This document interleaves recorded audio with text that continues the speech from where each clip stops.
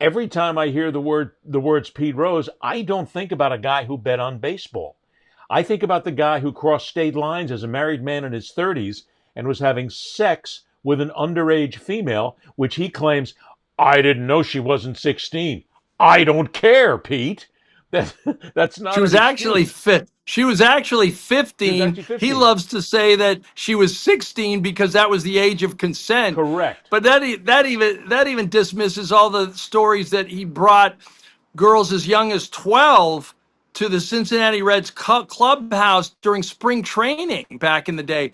This is a pedophile. This is not a guy that robbed the cradle or had sex with somebody. This is a pedophile. This has anything to do with his gambling.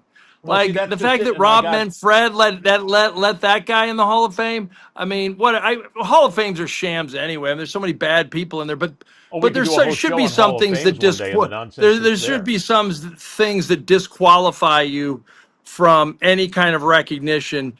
And stealing a kid's soul, child molestation, and especially when an adult survivor of sexual abuse comes forward and they're pretty clear about what happened and they have no financial incentive to do so. They just ruin their own life because they've outed a hero to a lot of people. Like once multiple accusations come out, just freaking believe the person. Believe him. Like, yeah, he was not just a bad human being in the gambling sense, and he was a he was a criminal pedophile, Well, see, and he that's the didn't get word that caught people are because of afraid to probably use. because of who he was and because of when it happened. People are afraid to use the word pedophile in relation to people like Michael Jackson and Pete Rose because they're heroes, they were stars, Yeah. they've had great moments. We worship them. Pete worshiped in Cincinnati and around the world of baseball for people who still want to give him a break. People who love Michael Jackson because of his music and how wonderful it is and how wonderful it made us feel.